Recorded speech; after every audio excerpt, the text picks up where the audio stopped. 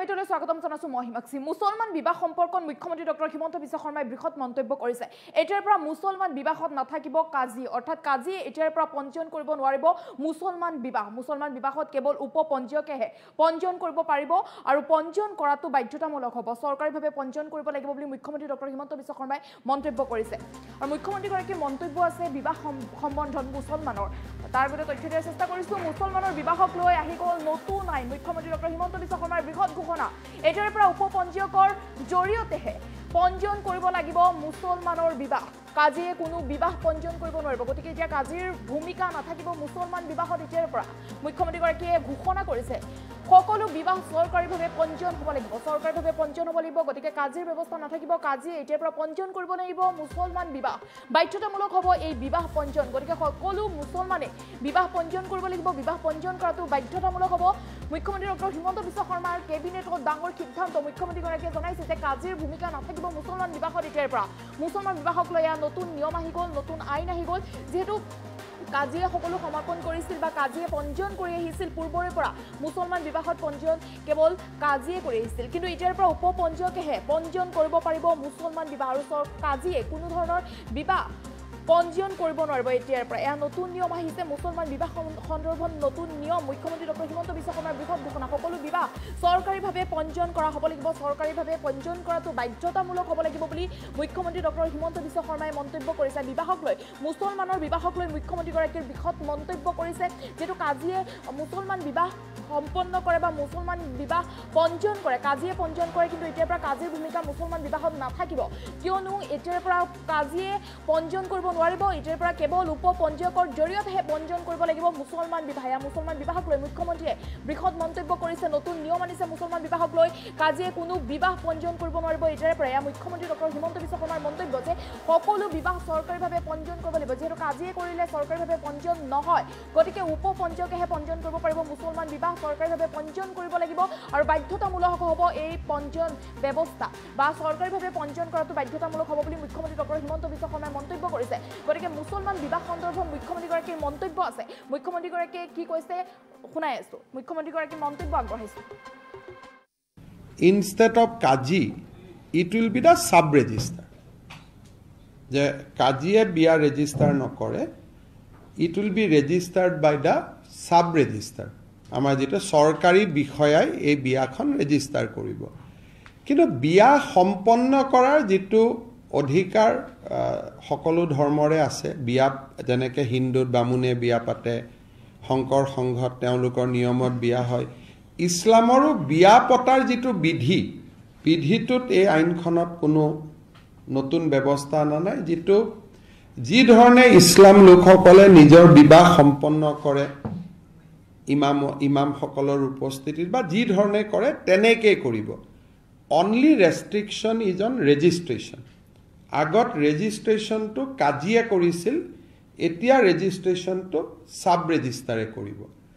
আৰু আগতে মাইনৰৰো বিয়া ৰেজিষ্টাৰ হৈছিল, এতিয়া মাইনৰ ছোৱালীৰ বিয়া ৰেজিষ্টাৰ হ'ব নোৱাৰে। গতিকে এই এটা আমাৰ ইম্পৰ্টেণ্ট সিদ্ধান্ত এটা আজি অনা হৈছে। ইনষ্টেড অফ কাজী, it will be the sub registrar. যে কাজীয়ে বিয়া ৰেজিষ্টাৰ নকৰে, it will be registered by the sub registrar. আমাৰ যেটা চৰকাৰী বিষয়াই এই বিয়াখন ৰেজিষ্টাৰ কৰিব। কিন্তু বিয়া সম্পন্ন কৰাৰ যেটো অধিকাৰ সকলো ধৰ্মৰে আছে। বিয়া যেনেকৈ হিন্দুত বামুণে বিয়া পাতে, শংকৰ সংঘত তেওঁলোকৰ নিয়মত বিয়া হয়। ইছলামৰো বিয়া পতাৰ যেটো বিধিটোত এই আইনখনত কোনো নতুন ব্যৱস্থা অনা নাই। যি ধৰণে ইছলাম লোকসকলে নিজৰ বিবাহ সম্পন্ন কৰে ইমামসকলৰ উপস্থিতিত বা যি ধৰণে কৰে তেনেকৈ কৰিব। Only restriction is on registration. আগত ৰেজিষ্ট্ৰেশ্যনটো কাজীয়ে কৰিছিল, এতিয়া ৰেজিষ্ট্ৰেশ্যনটো চাব ৰেজিষ্টাৰে কৰিব। আৰু আগতে মাইনৰৰো বিয়া ৰেজিষ্টাৰ হৈছিল, এতিয়া মাইনৰ ছোৱালীৰ বিয়া ৰেজিষ্টাৰ হ'ব নোৱাৰে। গতিকে এই এটা আমাৰ ইম্পৰ্টেণ্ট সিদ্ধান্ত এটা আজি অনা হৈছে।